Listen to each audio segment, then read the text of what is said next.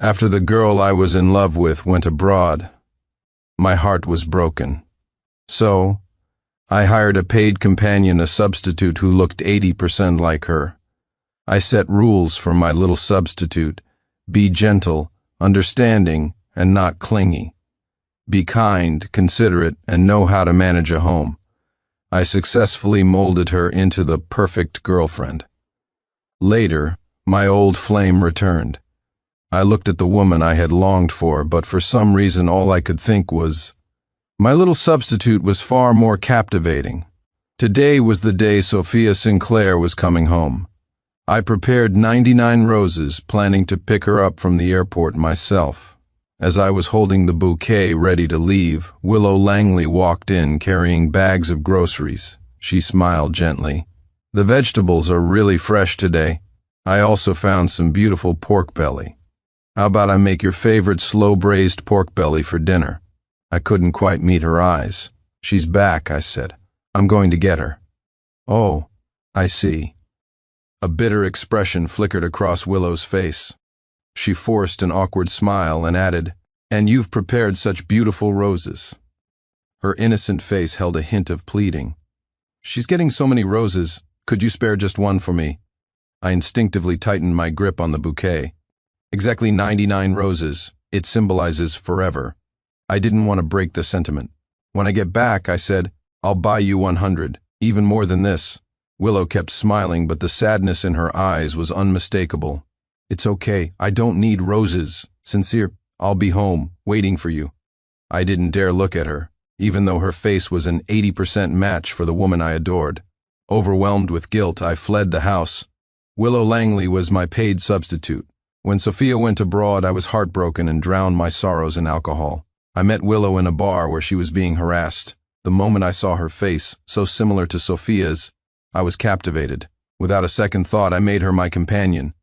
To perfectly replicate the woman in my heart, I gave Willow rules: be gentle, understanding, not clingy. Be kind, considerate, and practical. Be available on call, and always obedient. Poised in public and passionate in private. And most importantly, never let that face lose its charm. 3 years passed. The once cool, aloof woman had been transformed by me into a gentle, caring companion. I was very satisfied. Now the original was back. I was about to embark on the path of neglecting the substitute to win back my old flame. Thinking about it, I was a real scumbag. But I quickly suppressed my guilt and embraced the role. After all, the moment I hired a substitute, my path as a scumbag was set in stone. I held the roses, ignoring the curious stares of others, and stood expectantly at the airport arrivals gate. Watching the elegant woman walk gracefully toward me, a faint smile spread across my face. "Sincere? What are you doing here? I came to pick you up." I offered her the flowers with anticipation. "Welcome back, Sophia. Wow, what are these? Roses?" A sharp female voice cut in, dripping with sarcasm. "Sincere, Dalton, you're so tacky you actually got my sister roses. And they're bright red, wrapped so hideously. Don't tell me there are 99 of them." The girl rolled her eyes dramatically. "Don't you know my sister likes hydrangeas? You can't even figure out what she likes when you're trying to win her over." "Chloe, be nice." Sincere meant well. The speaker was Sophia's younger sister, Chloe Sinclair. She found me vulgar and despised me. Every time we met, she would mock me, overtly or subtly. But for Sophia's sake, I was willing to tolerate it. "But sister, I don't like him," Chloe said, openly showing her disgust as she tugged on Sophia's arm. "Let's go. Ethan will be here soon." Sophia looked at me with guilt in her eyes. "I'm sorry, Sincere. I've spoiled Chloe. Thank you for coming to get me." "These flowers." Sophia, another steady male voice arrived. It was Sophia's childhood friend, Ethan Ashworth. He approached gracefully, holding a bouquet of blue hydrangeas. His tall frame and handsome, sunny face drew the gazes of many passing women. Sophia accepted his flowers and gave Ethan a natural hug. The chemistry and compatibility between them were so obvious that even I, her admirer, couldn't help but admit they were a perfect match. Ethan joked with the Sinclair sisters, only seeming to notice me after a long moment. "Oh, Sincere, Dalton is here too." He elegantly straightened his collar and asked, "Sophia's parents and I have arranged a private welcome dinner. Would you like to join?" Though it was an invitation, it was also a reminder. That wasn't my circle. I had enough sense to know that. I smiled and declined.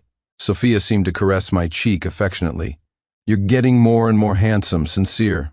I'm hosting a formal welcome home party in a couple of days for some friends. You have to come, okay?" "Okay." In the end, I was left standing alone at the airport, watching Sophia holding her flowers, Chloe on Ethan's arm, the three of them laughing and chatting as they left. My roses were still in my arms. I subconsciously wiped my cheek. How strange. I actually thought Sophia's gesture just now was a little manipulative. No one could dislike Sophia Sinclair. I used to be absolutely certain of this fact. My dad was nouveau riche. Right time, right place. A bit of luck he caught the wave of the era, although he squeezed his way into the circle of the wealthy. To these so-called prestigious families, we were just vulgar upstarts. My father doted on me. After getting rich, he declared that whatever the other young masters had, his son had to have too. So he threw down a huge sum of money and sent me to an elite prep school. Sudden wealth isn't something most people can handle, and I was no exception, especially in a circle of rich kids who thought they were superior.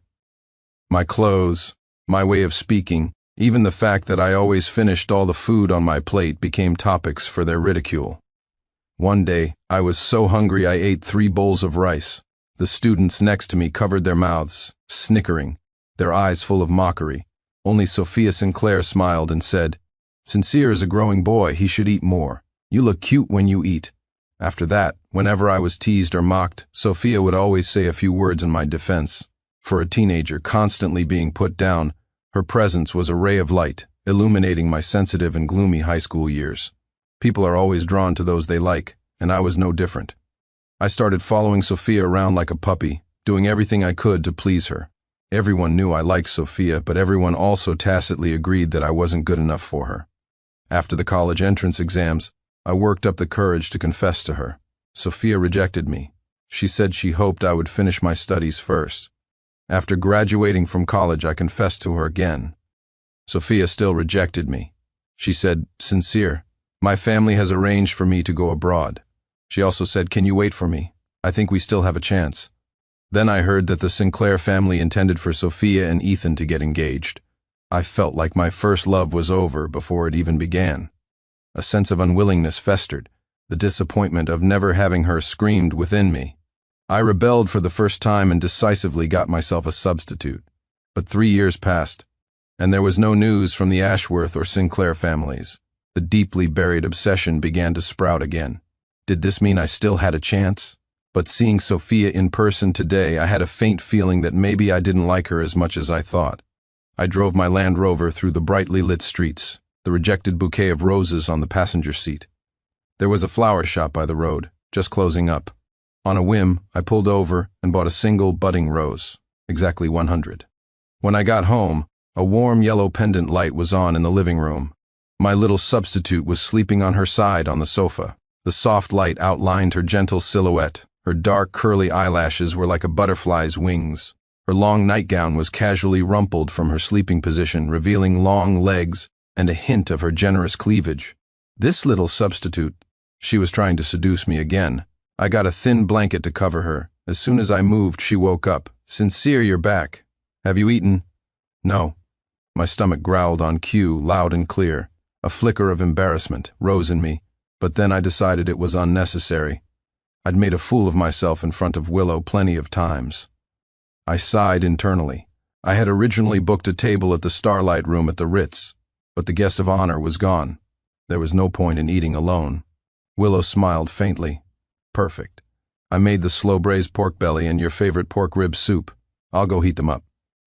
"Okay." I picked up the 99+1 red roses from the coffee table and handed them to her. "As promised, 100 roses. For you." Willow's expression was pained. She only reached out and took the single rose. "You're giving me what she didn't want," she complained, her voice full of hurt. I was her patron. How could I lose face in front of my substitute? I declared puffily, "I'm giving them to you. Whatever it is, you have to accept it." As Willow took the flower, she leaned in and hugged me, nuzzling my neck affectionately. "Sincere, as long as it's from you, I'll treasure it." My heart skipped a beat. This little substitute was getting better and better at this, and I was completely falling for it. Tonight, my substitute was exceptionally passionate. She not only satisfied my stomach but also tended to my body and soul. I didn't have any antiquated ideas about staying faithful to my old flame. After all, with such a beauty by my side day and night, wouldn't it be an insult to our arrangement if I didn't enjoy myself? Okay, I really was a scumbag. Willow was clever too. She left the 99 roses in the living room but placed the single budding one on the nightstand by the bed. She kissed me passionately. Whispers and caresses, a tangle of limbs. In the throes of passion, I thought I heard Willow murmuring in my ear, a possessive and repressed whisper. Sincere. Where do I fall short of her? Sincere. You're mine, all mine. The next morning I received an invitation from Sophia. She was hosting her welcome home party at the Crystal Palace ballroom. My shameful obsession began to stir again. She was my first love, the woman I had longed for but never had. What are you looking at? You seem so happy. I instinctively hid my phone and blurted out, nothing. A gentle, tolerant smile graced my substitute's face. Sincere, you know, every time you lie you can't help but blink. I was speechless. She gently smoothed my messy hair and continued, Sincere, I know my place. I know I'm just her substitute. I never dare to ask for more. Just being by your side is enough to make me happy. I stared at the submissive, wronged woman before me in shock. This woman's game had leveled up. She'd gone from substitute to a master of subtle manipulation. And as a scumbag, I was feeling an inappropriate sense of pity, even wanting to give up the original for the substitute. This damn little substitute. She had bewitched me again. To prove my devotion to my old flame, I chose to heartlessly ignore the substitute's pain. After all, every scumbag is fickle and destined to break women's hearts. I was no different. I calmly ate the breakfast she made, calmly reassured her not to overthink things, calmly kissed the corner of her lips. And then, I fled. This damn substitute was too alluring. I was afraid if I didn't leave I'd be completely captivated and fall for her. To shine at my old flame's party, I meticulously prepared a lavish outfit, a thick gold chain, a custom suit, an expensive watch, and gleaming Chelsea boots. Looking in the mirror at the man who screamed, I'm rich, I was very satisfied. I loved this flamboyant, flashy style, but when I arrived at the venue, I realized it was a summer-themed party. It was a pool party. The men were in Hawaiian shirts, the women in bikinis. Looking at everyone's breezy, vibrant attire, I was definitely overdressed. But nobody told me this was the theme. The moment I arrived, a group of young women, led by Chloe Sinclair, started whispering about me loud enough for me to hear. What a country bumpkin. He really just hangs whatever's expensive on himself. Chloe, look at him. He's like a walking Christmas tree. Nouveau riche, for sure. So tacky. He's probably just trying to get attention, to get your sister to notice him. My sister would never fall for such a flamboyant fool. Seeing this, Sophia gently placated them. Chloe, that's enough, she turned to me. Sorry, Sincere. I had my assistant send the information. I can't believe she was so careless. There are some new clothes from a brand upstairs. Do you want to change? I was a little annoyed, and I didn't feel any joy from Sophia's defense of me. In fact, I felt like Sophia didn't really want to invite me, but looking at her face I thought, she's my old flame after all. This small mistake could be forgiven. However, I wasn't the same pushover I was in high school. I smiled charmingly. I think my outfit today is great. Don't you? Sophia's reply was, as always, perfectly polite. Of course. You look very handsome, Sincere. Which was still a rejection of my fashion choice. These kinds of parties usually have a buffet. I wandered aimlessly to the dining area, and looking at a spread of dry canapes, I suddenly missed my substitute's cooking. I'd left in such a hurry this morning. I wondered how that girl was doing now. Willow was actually quite sensitive. Knowing I was here to see Sophia, she was probably at home, feeling wronged all by herself. I suddenly felt like I really was a scumbag, my thoughts wandering all over the place. Excuse me, you must be Mr. Dalton. I turned to see the youngest son of the Zhao family. Hello. Mr. Dalton, I've heard so much about you. I'm very impressed with your investments in the new energy sector. Could we chat for a moment? A slight smile touched my lips, and I instantly switched into business mode. I might be a love-struck fool, but when it came to making money, I was perfectly clear-headed. Just like now, no matter how out of place my attire was, as long as I had value, people would treat me like a king. After Mr. Zhao left, Mr. Li and Mr. Zhang came over. Many people approached me to chat, and it all boiled down to one thing: investment. It couldn't be helped. My business had grown significantly in the past couple of years. While I couldn't shake the nouveau riche vibe, my nouveau riche power was undeniable. Sophia walked over with a glass of juice and stood beside me. "Sincere, you're becoming more and more impressive. Of course, Mr. Dalton not only has a keen eye, but his taste is impeccable. Those shoes are collector's items, aren't they? And Mr. Dalton's suit today is especially sharp. Everyone is vain, and I'm no exception," Sophia casually mentioned. "I came back this time specifically to develop my career in the new energy sector. I hope you'll give me some guidance. Sincere." I was being mesmerized by her beauty when I heard her friend tease, "Everyone knows how CEO Dalton feels about Sophia.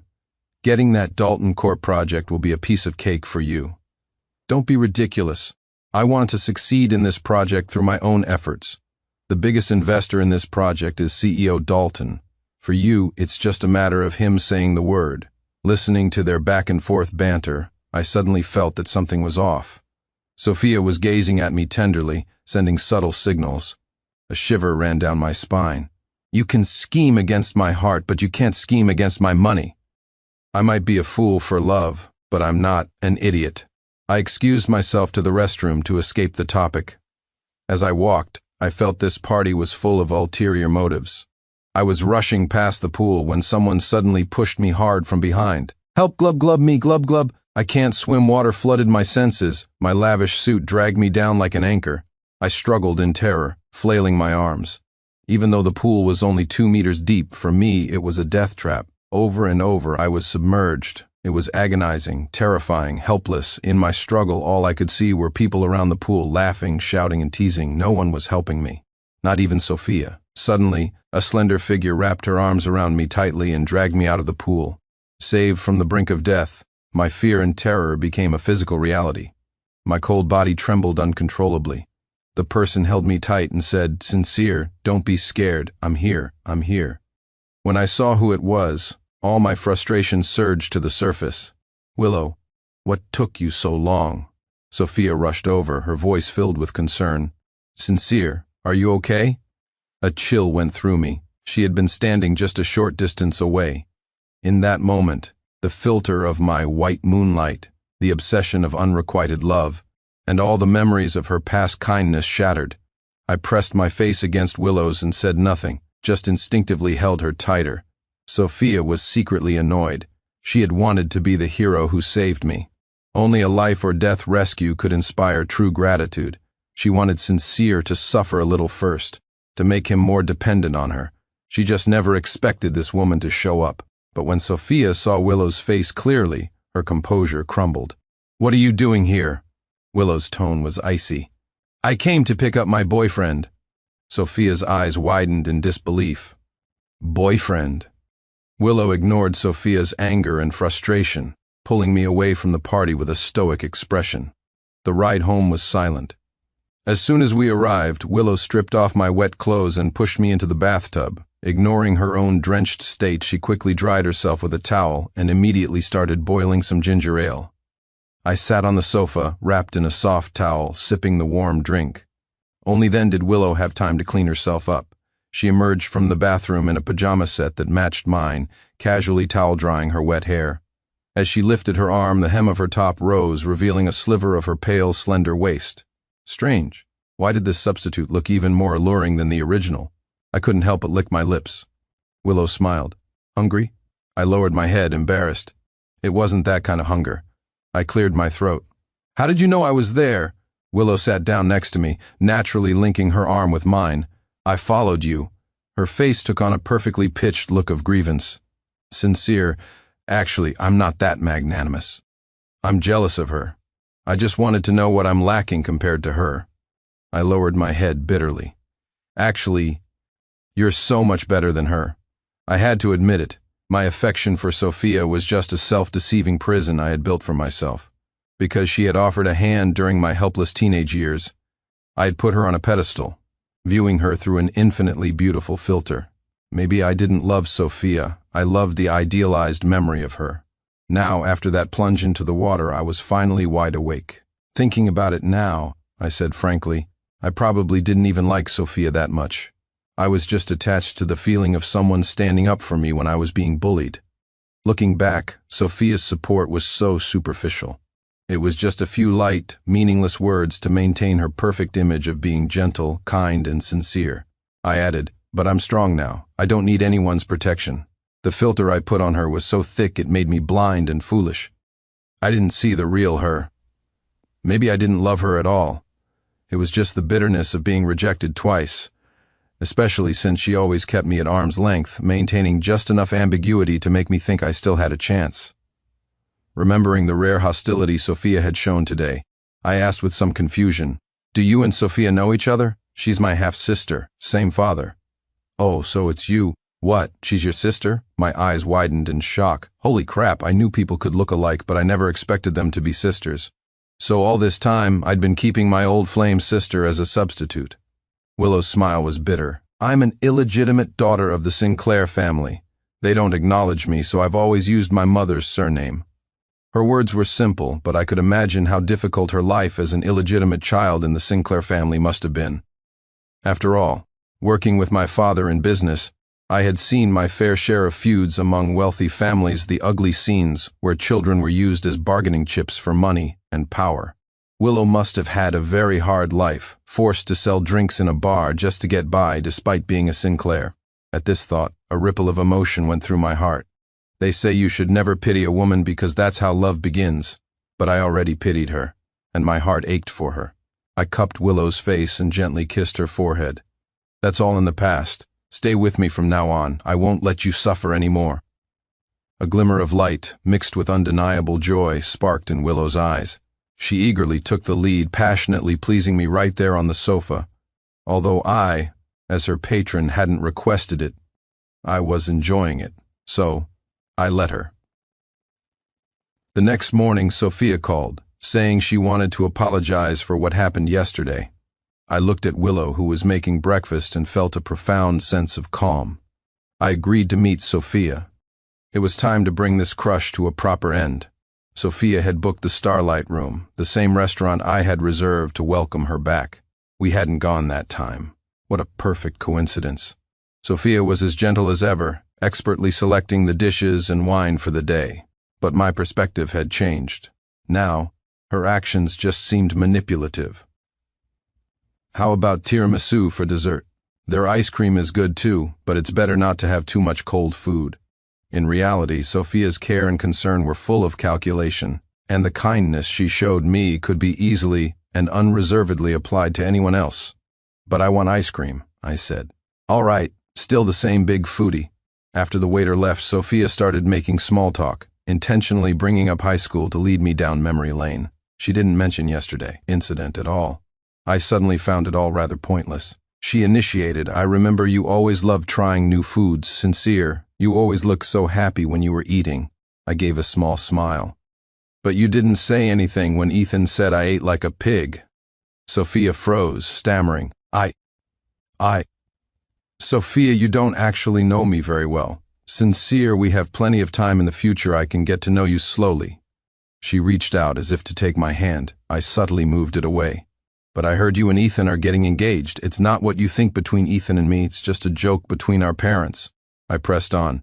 "Then what's your stance? Do you accept or refuse? I can see you have feelings for Ethan. You're very good to him. So what's your purpose in saying this to me now? Are you trying to string me along, or do you want me to be your willing backup plan?" Cracks began to appear in Sophia's perfect facade.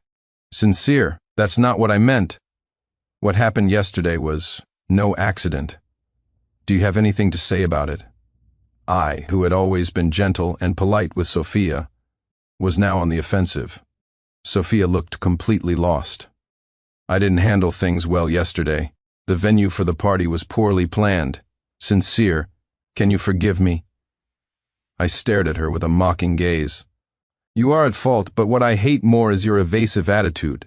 The one who pushed me into the water yesterday was one of Chloe's sycophants. I saw it clearly. So the woman I had liked for years was this despicable." I let out a self-deprecating laugh. "I guess it's true. Everyone falls for a manipulative girl at some point. Sophia, I'm grateful for your support in high school.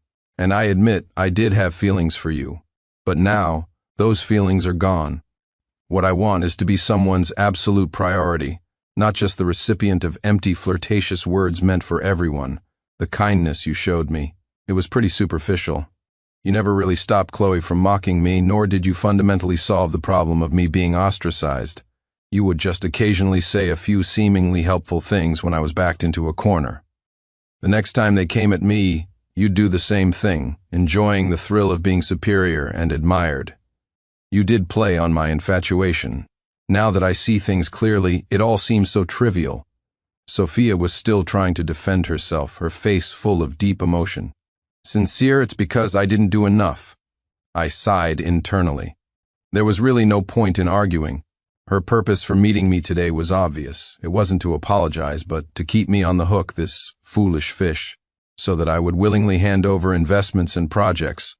But while I might be muddled in love, I'm very clear about my interests. Willow already made our relationship clear yesterday. With your behavior now, are you trying to be my mistress, Sophia? Sincere, you should watch your words. All right, let's say I misunderstood. What exactly did you want to see me for today? Sophia wouldn't apologize because she didn't want to implicate her sister, but she also didn't dare admit her intentions toward me. She heaved a long sigh, her face full of disappointment and sorrow. Sincere, I came back too late. I let that person deceive you, to the point where you've misunderstood me so completely. I looked at the woman still trying to talk her way out of it and was speechless. How did I never notice how cunning Sophia was? She was even trying to drive a wedge between us. Sincere, that person has bad intentions. She's only with you for your money. What can an illegitimate daughter give you? Our Sinclair family doesn't even acknowledge her. She's trying to ruin our relationship, even slandering me in front of you. Her motives are clearly malicious. Sincere, I'm only saying this for your own good. Don't be fooled by her. I looked at Sophia with cold eyes, feeling more and more that my past self must have been blind to have liked someone like her. The only good thing about her was her face, and that was only because it was an 80% match to my Willow's. In the end, Sophia and I parted on bad terms. The meal was tasteless. I went back to the office to handle some work. As expected, my assistant informed me that we had received a partnership proposal from the Sinclair Corporation. Putting the pieces together, Sophia's strategy was indeed simple. The Sinclair Corporation had looked prosperous and thriving for years, but in reality it was a mess.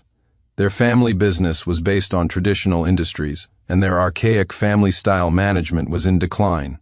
I'd heard that years ago. Internal struggles over power involving an illegitimate daughter had forced Arthur Sinclair to make huge sacrifices just to maintain their current facade. Of course, I didn't connect the Sinclair's illegitimate daughter with Willow. After all, the Sinclairs had so many of them, and my Willow was just a gentle, pitiful thing. Now Sophia, the legitimate daughter, had returned with a grand announcement of wanting to break into the new energy sector. Her objective was clear. She probably thought my past adoration meant I was an easy target. I lowered my head and covered my forehead. It's funny how you just want to laugh when you're utterly speechless. That evening I bought 100 roses, wrapped them in a lavish, exquisite bouquet, and presented them to Willow with great fanfare. Over the years I had given Willow many things: luxury cars, jewelry, houses, and credit cards. I was her patron, after all. I had to maintain a certain standard. But I don't think I had ever given her roses. Now that my feelings had changed, I wanted to interact with her in a different capacity. When Willow saw the red roses, her eyes turned red. She hugged me and cooed affectionately, "Sincere, I love the roses you got me." I teased her. "Only the flowers?" A blush crept onto the woman's pure face.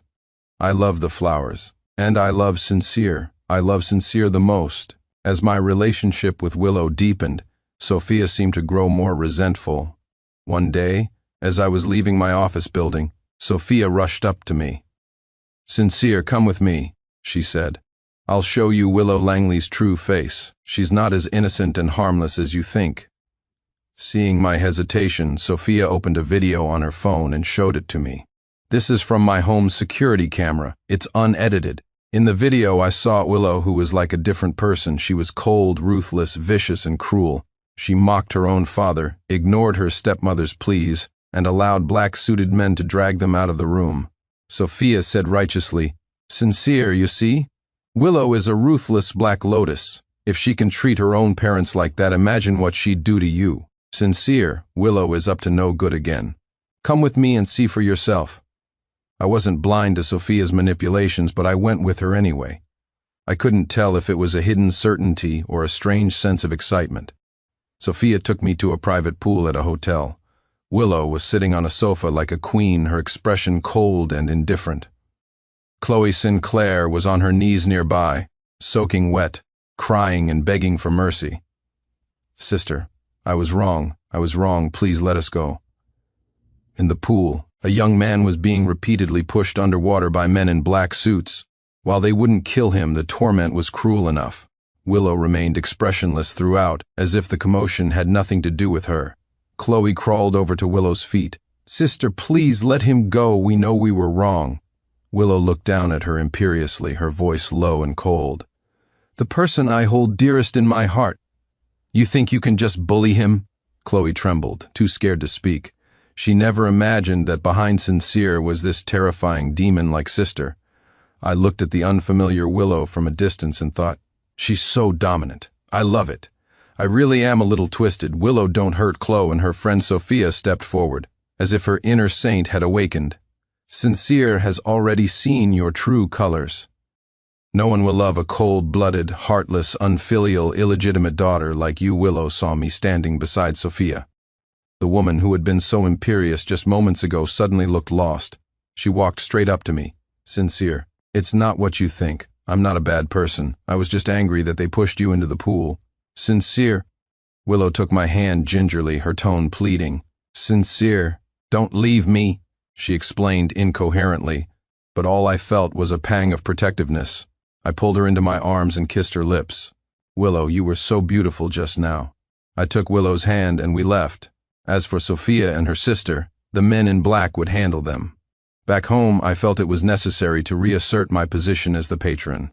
I sat on the sofa, mimicking Willow's earlier posture, and said in a deliberately cold tone, All right, start talking. Explain yourself. Sincere, I was wrong. Wrong about what? I shouldn't have hidden my identity from you.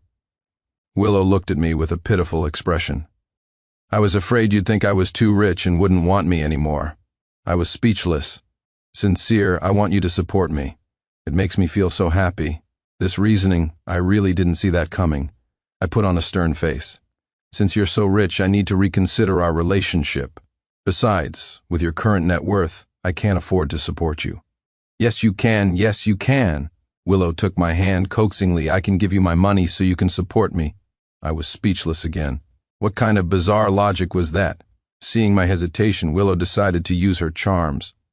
She caught me off guard, pinning me to the sofa and having her way with me. One thing led to another. This little woman, always resorting to such vulgar tactics, and damn it, they always worked on me. Later, the Sinclair Corporation publicly announced its bankruptcy and restructuring. Sophia went abroad again, ostensibly to take over overseas operations, but everyone knew the truth. Before she left, Sophia asked to see me one last time. I went. Not because of any lingering feelings, but for closure. Over the past month, the Sinclair Corporation had undergone a seismic shift, all thanks to Willow's efforts. Sophia had become thin and haggard, the serene beauty she once possessed long gone. She stared at me intently and asked, If I had accepted your confession back then, what would have happened? I thought for a moment and replied calmly, We probably would have dated for a while, and then we would have broken up. Why? Because if we had actually been together, we would have discovered that you're not my type. I want to be someone's priority, and you can't give me that. And I would have been just as calculating about the benefits you wanted from me. Sophia, you want too much. You're nice to everyone, like a cup of green tea anyone can steep. You seem to harm no one, but you keep everyone on the hook. Sophia let out a self-deprecating, bitter laugh, finally showing a glimpse of her true self. So you saw right through me. Why didn't you marry Ethan, if you wanted to stay in the country? Because we're the same kind of person. Sophia's gaze drifted into the distance. I see you already heard about his engagement. The bride isn't me. Not that Ethan ever really liked me that much. He's just like me, driven by a twisted sense of fun. I enjoyed your pursuit, and he enjoyed grinding you under his heel. In truth, we're both just as despicable. Sincere, thank you for once genuinely liking me. In the end, it was my own greed that made me miss out on the best version of you.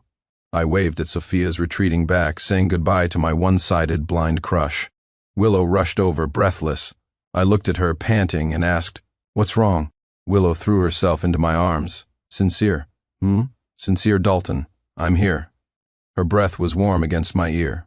"What are you afraid of?" "I was afraid your head wasn't clear and you'd leave with her." I was speechless. "Well, you weren't exactly clear-headed before." I decided to tease her. "You're right. My white moonlight is gone. You can continue being the substitute now." Willow's gaze darkened as she stared at me. "As long as I can be by your side, I don't care what I am. Don't you want to be something else?"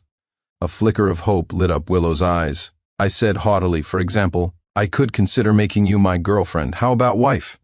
"Sincere, I would love to be your wife. Isn't this moving a little too fast? I'm yours for life anyway."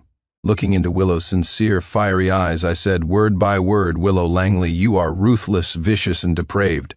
You are not a good person." Fear flickered in the depths of her eyes. I smiled. "But with me, you are always gentle, obedient, sweet, and kind." "Willow, if we are to be together, you must restrain your dark side. I can tolerate your imperfections, but I cannot let them run wild. In front of me, you must play the part of a good person for the rest of your life." Willow's gaze was intense, filled with obsession and determination. "Sincere, I am not a good person, but the leash that holds me will always be in your hands. For you, I am willing to hide all my cruelty and depravity, to always show you my best side. I am willing to be your servant, your slave, master." Willow's epilogue, "Everything between me and Sincere Dalton was my own long-planned design. Sincere has probably forgotten me, but he will always be my son. When I was a child, I drifted around with my mother. We once rented a place in Sincere's neighborhood for half a year. My mother was a beautiful woman, but in the real world, beauty alone is a liability. She experienced the emptiness of being captivated by money and fame too early and could never return to reality. She might have loved me, but she craved being loved more. A beauty's prime is fleeting. My mother's beauty was plucked by many, only to wither in obscurity. By then, Ms. Langley was already plagued by illness. She couldn't even take care of herself, let alone a child. I often went hungry, suffering endless humiliation and bullying. I started contemplating the meaning of life very early on. Perhaps life itself has no meaning. Until I met Sincere Dalton. He was the king of the kids in the neighborhood. Though his mother had passed away, his father adored him. Young Sincere lacked the refined manners a mother might have taught him, but he had a boy's hearty generosity. Back then, Sincere was a little monkey. Influenced by martial arts TV shows, he dreamed of becoming a great hero, roaming the world with a sword. One day, a few boys were insulting Ms. Langley and humiliating me. I couldn't stand it and fought back. I was malnourished and scrawny, and they pinned me to the ground, beating me mercilessly. It was Sincere who suddenly appeared, brandishing a stick and chasing them away with his dragon slayer technique. He waved his stick, feeling like a true hero. He patted my shoulder proudly and said, "Don't be scared, little sis. From now on, Big Brother will protect you." Sincere kept his word. When he was around, no kids bullied me. He would share the steamed buns and dumplings his father made. He let me be his little shadow, climbing trees to pick peaches and catching fish in the river. It was wonderful. That half year was the happiest time of my life. When I was with him, I would forget I was stuck in the mud. I could be a child and enjoy my childhood. But happiness is always short-lived. Half a year later, Ms. Langley passed away from her illness. She never let me call her mom. Perhaps she felt she hadn't lived enough as a woman and didn't want to be a mother. But before she died, she entrusted me to my biological father, begging to trade her life for the man's guilt and a stable future for me. In the end, she was a mother after all. But the Sinclair family was a treacherous place, and that man was too fickle. He had too many women. He didn't lack for children. Soon I became an irrelevant existence. I fell back into obsession, thinking life was meaningless, until I met Sincere again. He had changed so much. The boisterous boy had grown into a handsome young man, but his former confidence had vanished. He had become sensitive and insecure. It seemed the Dalton family's sudden wealth was a mixed blessing for him, but I never expected he would fall for that manipulative girl, Sophia Sinclair. I wanted to wake Sincere up, but struggling in the mud myself, what right did I have to compete with the pampered young lady of the Sinclair family? My only choice was to become stronger, strong enough to protect the person I loved. I threw myself into the Sinclair family's internal power struggles, forcing my father to bleed assets with a desperate, ruthless drive. Of course, I was heavily wounded in the process. Looking at my own bloodied reflection, I felt a strange thrill. The truth is, I'm not exactly normal. Because of my frantic power grab within the Sinclair Corporation, the old man had no choice but to send his heir abroad, both to secure overseas business and to protect Sophia from me. In fact, her departure was part of my plan. With her gone, I could get close to Sincere. Later, I deliberately leaked rumors that the Sinclair and Ashworth families were planning a marriage alliance. That little fool, Sincere, was devastated, just as I knew he would be. I knew my chance had come. A carefully orchestrated encounter played on Sincere's latent heroic spirit, and my face, so similar to Sophia's, was the weapon to attract him. I didn't care what he saw me as long as I achieved my goal. Watching Sophia's shadow slowly fade from Sincere's eyes when he looked at me, I was very satisfied. But people are always greedy. The day he liked Sophia's social media post from abroad, I knew it was time to completely remove the thorn in my side. Sincere, I don't mind playing this substitute game with you forever. But I do mind that she still has a place in your heart. I deliberately released information about a few projects. The old man took the bait immediately and recalled Sophia. That manipulative girl, Sophia, seems harmless but is incredibly calculating. After being tempered by the real world, Sincere had shed his former sensitivity and insecurity. He just needed to see Sophia for who she really was to be rid of his illusions about her for good. My Sincere didn't disappoint me. He was even more perceptive than I had imagined. I look at him now, sleeping soundly beside me, and lovingly kiss his lips. Sincere.